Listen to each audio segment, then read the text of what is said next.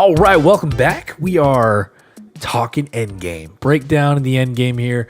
All right, so we just got done talking the football stuff. We're going to talk our favorite moments here. We're going to go around 3 different views of how we're picking apart Avengers Endgame. I mean, first, let's just take a moment here, guys. It was amazing. It's called Endgame. This was the end of the last time we're going to see all those, Yes. spoiler alert, spoiler if you haven't seen it. Yeah, I'm going to put that all in the title. Yeah, don't listen beyond this point. If you haven't seen the movie yet, what the heck is wrong with you? You deserve this. That was like the only movie theaters were showing. I mean, I went and saw it twice. First time as a fan, second time people as were a, like clapping and it. stuff. Yeah, cheering about things. Yeah. But like, were you going to the theaters every single one? Like, every room or whatever studio thing was like Avengers. Yeah. They had Captain Marvel playing for some reason. They were like Avengers. Like everyone was like, they made so much money. Yeah. My biggest thing though is like going into the theater. You know how many superhero movies are in theaters right now? Hey, people love the fantasy world. We're fantasy football talkers, right? People listen to us talking about that. Talkers, like There's we don't a even deserve whole- analysts. yeah. We're just talkers. We're not there yet. I've kind of got that part ready to say enter on my business card, but I haven't put that in. But the fantasy of bringing up your childhood and living through these superhero moments and stuff. Yeah. People just love, even We if you're like not a superheroes, superhero apparently. nerd. If you're not a comic nerd, you still love the Marvel universe. Yeah, they just do a great job with it. So anyways, we'll start off with Chris here. He's going to kind of... I got some great moments here. So last podcast, I had my twin brother on, but my younger brother actually has his own podcast. He's part of this. He joined this guy who had a couple of years on this one called Controversial Call. So if you look him up, he's on all the platforms for podcasts. Weird name, Controversial, but that's what it is. Controversial Call. And they'll talk a little bit of movies, but mostly sports of all kinds. But he showed me his top 5 expert opinions. He's a comic nerd from back in the day, So he was. I'm going to use these moments here, but I think one of my favorite moments. I'm not going to go in his order, but it has to be when Captain America was just wielding Thor's hammer. That was sick. That was sick. I love Thor's reaction saying, "I can do it," because you go back to Age of Ultron when he saw him barely budget. And he was getting a little nervous, remember Thor's like, oh, like someone else is there. But I think that was just amazing.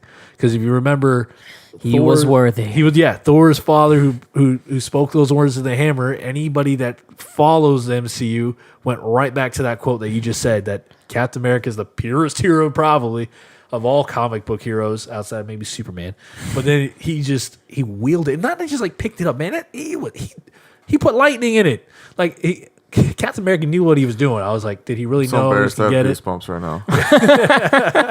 But that was like one of my favorite ones. And also Captain America saying, Avengers, assemble. Like, first off, he barely said it, but everyone knew when to charge.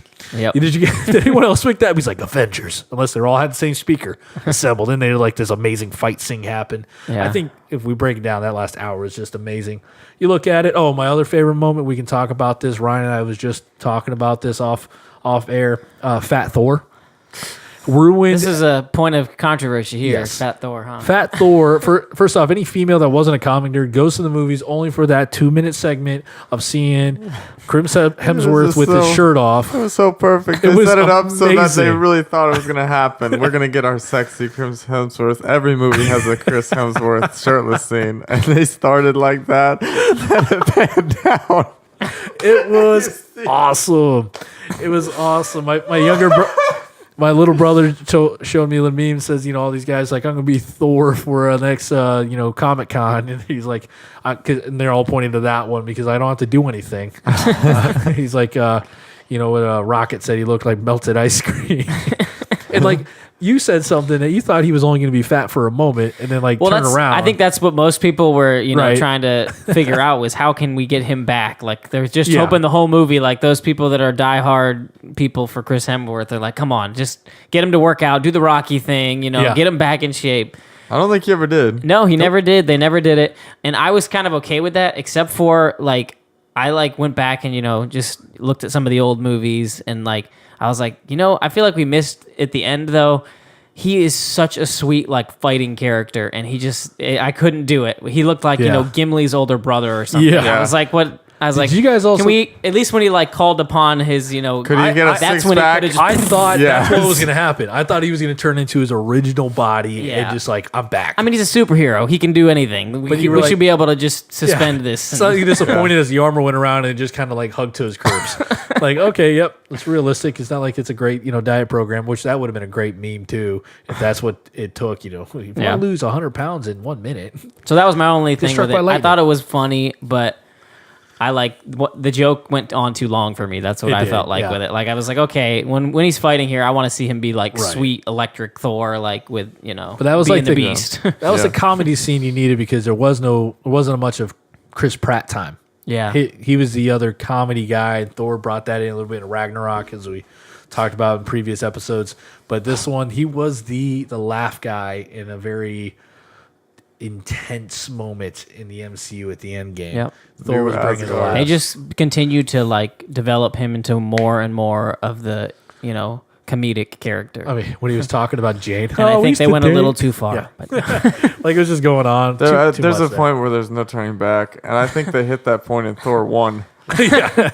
Thor, just the difference between that Thor and like Ragnarok It's Thor. not that different. Really? Oh, They to had me, they it's had him different. they had him be funny.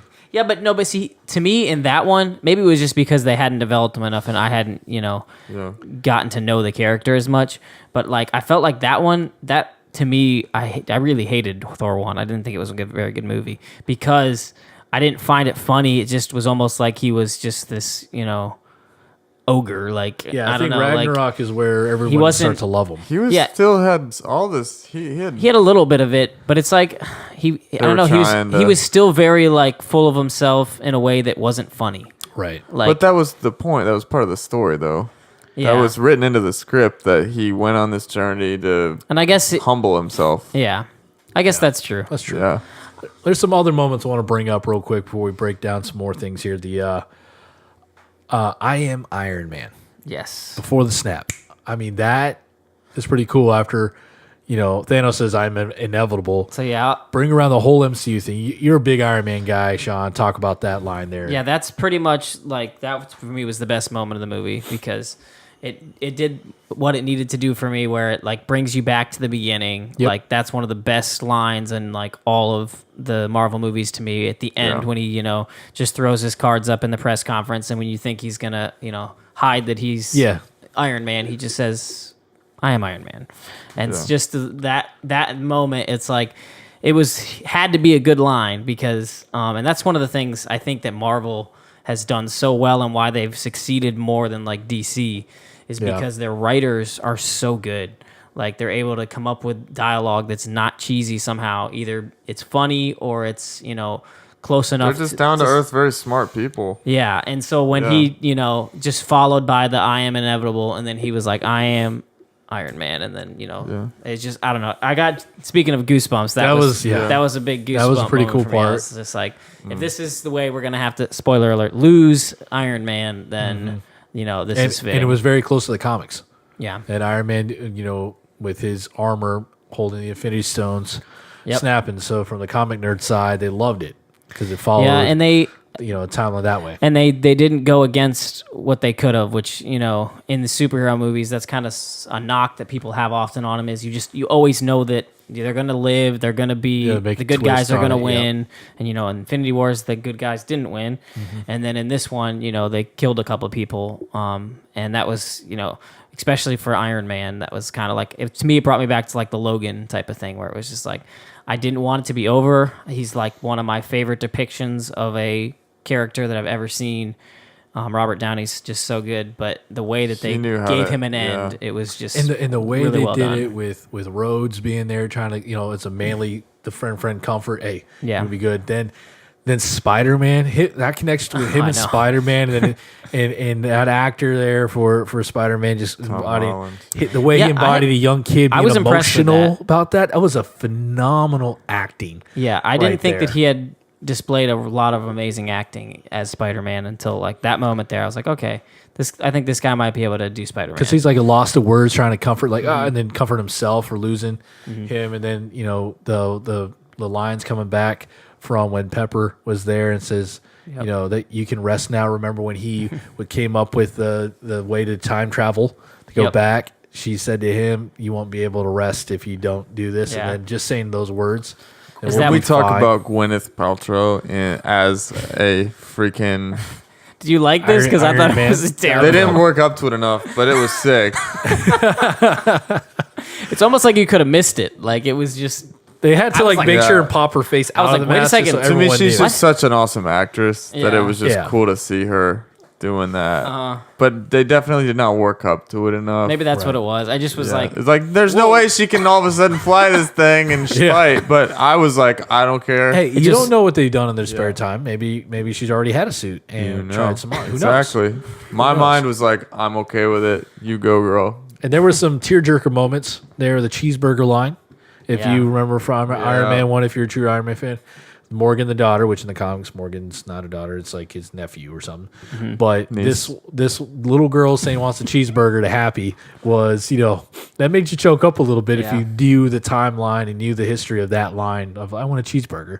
That was pretty good. Get you all the cheeseburgers you want. I mean, that's kind of the overall thing with the ending for me was that I don't know if anybody else is. I'm an old guy, but I remember watching The Lord of the Rings come to an end, the three of them, and that's what I felt like I got when I watched the end of this. Like I got them to continue to either close it out or like just give me the little bit more. Like I didn't want it to be over. You go to the fade out, and then there's still another scene, and there's still like at least two more scenes, and they just it had that same feel for me where it was like, okay, I've been on this journey for 10 years now. I want, like the moments at the end, and that's what I think they had to hit it home with, and I think they did a really good job with. I don't know for you guys. I'm actually curious right now. Like Captain America and his babe. Mm-hmm.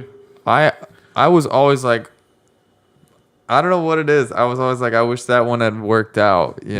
Like you made it. I don't know if that was their plan all along, but I was like, dang, like that sucks. He never, got to be with his girl, and then they did that at the end. For me, that was like awesome. Well, Sean and I were talking about this because we were talking the other half, or your other Mekis. Was it Ben that brought that up, the timeline stuff? Your brother. Yeah. That was his one kind of he had the negative look at it. Yeah, he didn't. That was his. He didn't like that they basically disobeyed their own time rules. Where if you go back in time, it then diverts into a separate dimension or version of that. Yeah. And so when he did that, technically he couldn't just show up on the bench there. I read kind of other stuff where it complete. I liked it. It definitely hit a chord, and like it was a good moment. Yeah. But I can see where people were kind of upset with it, where it completely goes against the character of Captain America, where basically what he would have had to have done is, if he was in the same timeline, he would have erased any life that she had previously or in the actual time. So like I think in one of the movies he goes and meets her, and he goes and sees her, and she had a family, she had kids. They would all have never existed if he did this. And then he also would have had to have basically not been Captain America and just had his normal life and watch all the things he knows is going to happen and people are going to die and not do it, and that's not Captain America. He would never take his own personal gain over other people. So that was the one little thing. I was willing to suspend that because it was just a cool way to end it. It also, this is just a weird bonus side note, but that is one of the best old people versions I've ever seen. Yes. Like that was makeup brilliantly done, because usually it goes two ways. Once it looks so realistic, as in it looks like they're wearing a prosthetic like that, or it's so CGI that it just looks so fake.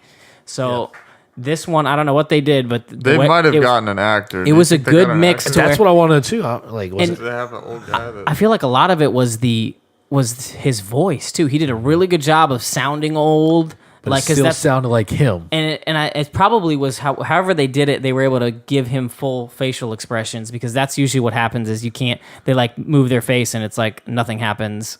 No, it was awesome the way they did that, and that's a random. I'm sure no one cares about. But to me, it was a really, really, really good old person. Yeah, you bounce off the moment he referenced, about going back. It's the pure guy taking the selfish approach, which sometimes Iron Man's character does, and says, "Hey, why don't you have a life?" Yeah. And so he that was pretty cool that he did that. But it does, you got to suspend it because you just feel happy for him. Yeah. Don't get lost in the timeline. Yeah. You just wanted to feel good because that was Chris Evans' Captain Ending. America ending. Yeah. And I love that they kind of really ended with him dancing. And what I tell people know. often with this type of thing is like, it's time travel. There's a reason you can't go back in time. It's not real. So like, if you're gonna sit there and spend the whole movie trying to pick it apart, you're gonna find something to pick Yeah, apart. they have Like, some creative freedom to do Yeah. that going in there. You're not gonna be a perfect. That was kind of a hard thing for me. I had to like quickly in the movie. That's kind of what I told myself when I was watching it. I was like, this is gonna be time travel. I'm gonna try not to the whole movie try to find all the things that they screw up with time travel. Well, and you see where that dancing scene. So if you guys remember from Captain America's first movie where he was supposed to say that dance and whatever. But if you just notice the little things, they left the door propped open, so that means that he just entered in. And the first thing in my mind that they did was that dance that they spoke about when he was going down on the plane, because it's like that door is the only thing gives you any hint of it, because nobody would usually leave their door open if you bounce to a scene that they're just together. So to me, after he puts the Infinity Stones back where they're at, he goes back to that timeline, goes over to her house, she sees it through the little glass front door that she had, and they kept the door open because she was just shocked, and they were able to have that dance that they spoke about. It's like this great romantic moment and then just ending for Captain America, and that's really how the movie ends. So I thought it was kind of cool. You had to really look at that door, because I'm thinking that's the first thing they did. Hey, remember that dance? I mean, that's probably top tier pickup line, bro. Like right there, man. You can't that moment, bam. That's why it's cinematic gold there.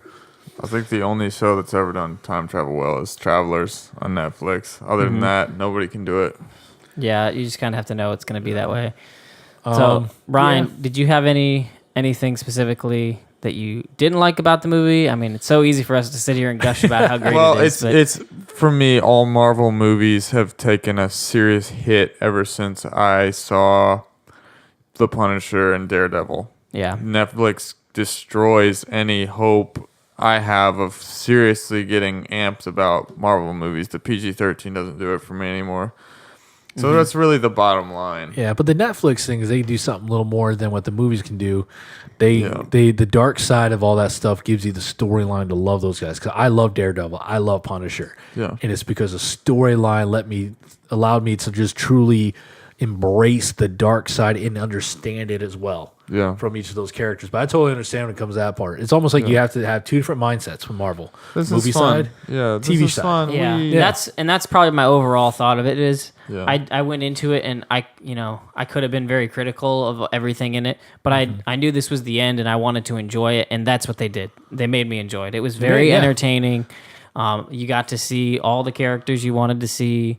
I got to see one of my big things was I didn't want them to just undo it like right away. Right. Like I wanted that to be something that had to have a lot of struggle to try to do. Like I didn't, because there was a theory. I thought it was awesome that Thanos was in it. Yeah, He was a full part of it. and then not just a 1 minute thing. I know they kind of tricked you there, because when they killed him right at the beginning, I'm like, whoa, I guess we're gonna have some. I guess we're just gonna try to get people back the rest of the movie. Like That where's was the brilliant villain? writing. That was Yeah. brilliant writing. And that's that's the big thing with these movies. Like they just did such a good job of connecting everything back together. Like that's why I mean I didn't enjoy Captain Marvel that much, but just the connection factors. Like when you can go That's back the and best see thing about the MCU. you can see this movie references this, this, all the little Easter eggs in as there. you call them, yeah. And it's interesting. I mean, you can go on YouTube and look, but just the amount of like detail that they put into these things that people find, from comics, even the pop culture stuff that they reference. I remember like in the old one, the second, I think it was Infinity Wars. They had like his brother, Chris Hemsworth's brother, in the crowd there. They just have all these little like cameos and little things. Yeah. And they had this. That was also the one other thing that I wish they had done more too. I wish there was more of a Stan Lee tribute. Right. I was really, really looking for that. I basically got what I wanted for Stan Lee with Iron Man. Like that's kind of what I thought would have been a really cool way to do it.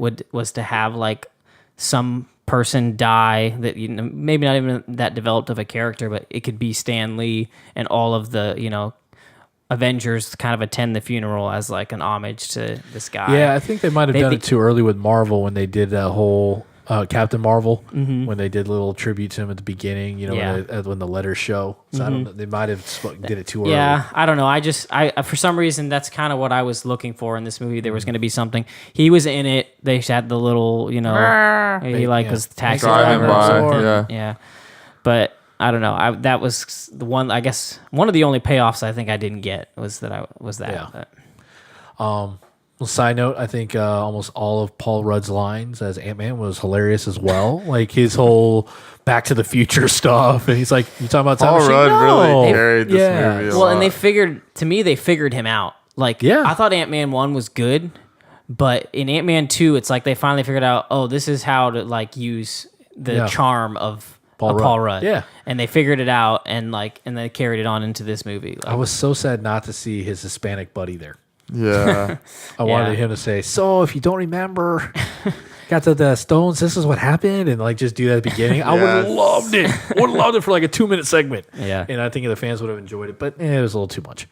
But is there anything else on the filmography side there, Shauna? That's your background, something that you just really, loved about it as well. That some fans really won't no. think I've of? kind of talked about it all already. Just the writers. That's I think what sets them apart from what DC has done lately is that they're writing in these. I mean, they're actually putting together like good character arcs. They're fully developing all these characters and then giving us the closure on like all the characters we needed closure on, because we're definitely not going to see Robert Downey as Iron Man anymore. No. We're not going to see Captain America. Or I guess there might be a Black Widow movie, but there is, and it's going to be talking about her. I think it's going to be more about her becoming an Avenger. Yeah. I think they're going to go on because they always reference Budapest. Like, okay, someone please tell me about Budapest, between her and Hawkeye. Yeah. That was another great scene there, too, them fighting to try to go. I knew it was going to be her because he had a family after his snap back. And I knew because someone spoiled it for me on a freaking Twitter. No way. Yeah. Social media was bad. First off, let's talk about some fantasy football relevancy. You should not draft Shady McCoy because he was live tweeting it while he was watching it and spoiling it for everyone. Yeah. And another fantasy football reference in this, Matthew Berry, one of the top tier guys, was in the movie. Do you know who Matthew Berry is? Yeah, Matthew Berry from ESPN. Yeah, he was in ESPN there. Guy. Yeah. He was in the movie. Chris pointed him out to me, and I was like, "What?" And then like they did one little pan back, and it was him. Yeah, he was like some security guard in the scene where they were trying to get the staff, and like there was that scuffle where it went on the ground, and like there was people there. He's with the Secretary of Defense or Secretary of State, and I was like, "That's Matthew Berry." Wow, he's like got himself a little role rep, there. A little agent to give him some gigs. Before we conclude this here, one of the weirdest things I have to ask is, what was your feelings on the Hulk? Combining both guys. Can I go for it. I think one thing that I think has always been, I don't know this, but I think one thing that's always been like a little, what can we do? Like a little competitive nature among all the directors is who can do the best Hulk. And that was the best Hulk by far. That actually looked good. You're talking about just the CGI. And the not even just the type of Professor Hulk. Yeah, it's a challenge. Like, what director can make the best looking Hulk? And the Russo brothers basically just destroyed Taika Waititi. All the other ones that ever touched the Hulk cannot compare to what they just did. And I want to know in the comic I've never book been side, I've never been like, oh, okay, I can see it. Like, it's totally cheesy. But that looked like a freaking... Yeah. overbuffed guy, like he's the mountain from like he looked like a they kind of won me over when I first saw it, and I was like, oh, is this how he's gonna be the whole movie? Like, I kind of want to see, either crazy smash Hulk, or I want to, see Mark Ruffalo as himself or whatever, but Bruce Banner. But they kind of won me over more and more as it went on. Really, the line that did it was, or not even the line, the scene that did it was, speaking of Paul Rudd, the tacos. That was one of the funniest moments in the whole movie for me. When he's like, whole taco gets blown away in this helicopter storm, and then he just like is looking so sad, doesn't have tacos, and then here comes the Hulk and just gives him two little tacos. Or like with the Hulk and Rocket riding in the back of the truck. Yeah, over there. I'm like, he's just sitting in the back bed of the truck instead of just like running and jumping over there. My favorite was when he saw his old self fighting like a goof. Yeah, he was embarrassed of himself. They said, you gotta make it look realistic. So he He took like his shirt bounced on off. it like a kid. That was funny. Whoever wrote that, let's just have the Hulk just doing something And extra over the top and stupid. I think they did a good job of mixing the Hulk too, because they didn't. It'd be easier for them to just have Ruffalo play one character, but he did a good job of kind of mixing the two. Because if you watch all of the like old ones, when he's Bruce Banner, he's like super timid. He doesn't even say very much. He's like almost just like dazed and confused all the time. And if he is doing anything, it's just like very analytical. Whereas like in this one, he wasn't full on like, in your face Hulk, but he was also, was more funny, doing more lines, saying things like that. Like it was, they did a good job of mixing the two of them. But I think that's about it. But We can go talk forever, but we just want to go highlight some of the moments there. If you want us, if you're mad about what we said If or you got want us. comments, if you want us, don't want us. Honest. No, if you want to call us out, that's what I said. Comment on it here. Be awesome to see what you guys think. If we missed any moments or not, but you know what? We're just fanboys. We love the movie. There were some great moments there. Sean wants some closing comments there.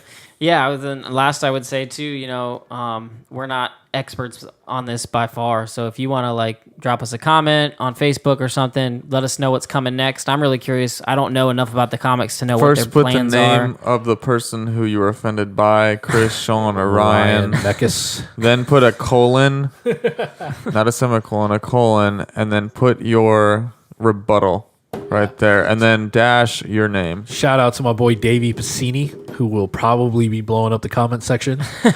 He's the one that always schools me on this stuff. So he'll probably have a few things to say. But thanks for listening, guys. We'll be back in a couple of weeks. Yep. About 3 weeks, 4 weeks out. Yeah, we're trying to do one a month. So sometime in probably later in May here, we'll get one out. Outside of football season, we also got some great news moving on forward with our podcast things, but we're going to reveal those here next month or two. All right. Thanks for listening, guys. Thanks for listening. Like and subscribe.